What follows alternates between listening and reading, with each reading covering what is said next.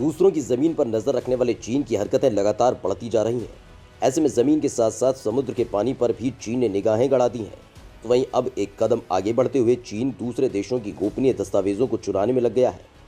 हाल ही में भारत में कई वेबसाइट्स को हैक करने और गोपनीय दस्तावेजों में झांकने का आरोप चीन पर लग चुका है, लेकिन अपनी हरकतों से बाज न आने वाले चीन पर फिर से कुछ ऐसे ही आरोप लग रहे हैं। आज हम अपनी इस खास वीडियो में चीन पर लग रहे आरोपों के बारे में बताने जा रहे हैं। बस आप बने रहिए वीडियो के आखिर तक। जापान ने लगाया चीन पर गोपनीय डेटा चुराने का आरोप। एक बार फिर से चीन पर गंभीर आरोप लगे हैं और ये आरोप लगाए गए हैं जापान की तरफ से। दरअसल जापान से चीन का साउथ चाइना सी में विवाद चल रहा है।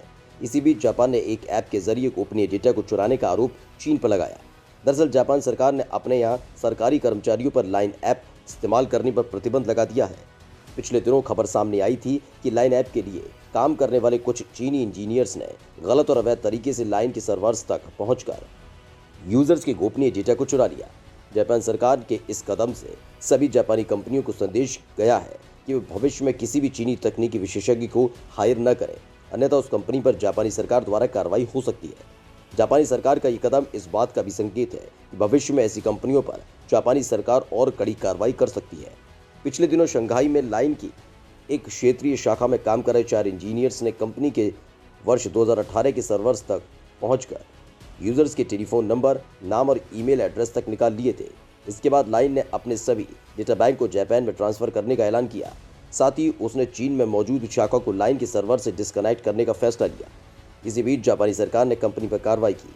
इस मैसेजिंग ऐप को आधिकारिक बातचीत के लिए प्रतिबंधित करने के साथ साथ जापानी सरकार ने मामले की जांच के लिए एक टास्क फोर्स गठित करने का ऐलान किया है। जापान ने डेटा चोर कंपनियों पर लगाम कसने का बनाया प्लान।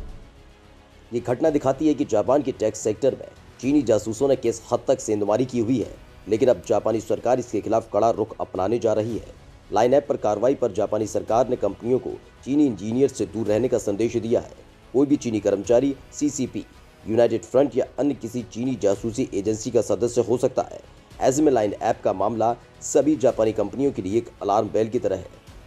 टैक्स सेक्टर के जरिए अपने जासूसी कार्यक्रम को आगे बढ़ाने वाला चीन अमेरिका और भारत जैसे देशों में बड़ी कार्रवाई का सामना भी कर चुका है। भारत सरकार सैकड़ों चीनी ऐप्स प्रतिबंधित कर चुकी है। इसी के साथ ट्रंप प्रशासन के समय अमेरिका में कॉन्फ्यूशियस संस्थानों, टिकटॉक, वीचैट जैसे ऐप्स पर प्रतिबंध लगाया जा चुका था। अब चूंकि कोरोना के बाद से जापान और चीन के संबंधों में तनाव कई गुना बढ़ चुका है, ऐसे में जापान में भी चीनी जासूसी का खतरा बढ़ गया है। लाइन ऐप मामले ने इस डर को सच्चाई में तब्दील कर दिया है। समुद्र में सेनकाकू द्वीपों के लिए एक दूसरे के साथ सींग उलझा चुके जापान और चीन के बीच युद्ध जैसे हालात बने हुए हैं। जनवरी महीने में चीन ने अपनी कोस्ट गार्ड को विदेशी जहाज़ों पर ओपन फायर करने की छूट दे दी थी, जिसके बाद जापान ने भी अपनी कोस्ट गार्ड को इसी प्रकार के आदेश जारी कर दिए हैं। इससे पहले जापान ने चीन को बड़ा आर्थिक झटका देते हुए अपनी कंपनियों को चीन छोड़कर भारत और दक्षिण पूर्व एशियाई देशों में स्थानांतरित होने के लिए कहा था। इसके लिए जापानी सरकार ने इन कंपनियों को अरबों रुपए की राहत देने का ऐलान किया था। पिछले कुछ समय में जापान ने क्वाड को मजबूत करने के लिए कई कदम उठाए हैं। इंडो पैसिफिक में चीनी प्रभाव को कम करने के लिए भारत के साथ मिलकर जापान ने ट्रंप की विरासत को आगे बढ़ाने की पूरी कोशिश की है, जिसके बाद जापान के खिलाफ भी चीनी जासूसी कार्यक्रम तेजी से एक्टिव हुआ है। जापान में चीन ने बेशक अपने कर्मचारियों को मोहरा बनाकर जापानी यूजर्स के डेटा को चुराने का काम किया हो, लेकिन जापानी सरकार ने अब कार्रवाई कर दिखा दिया है कि वो चीन के इन मंसूबों को सफल नहीं होने देगी।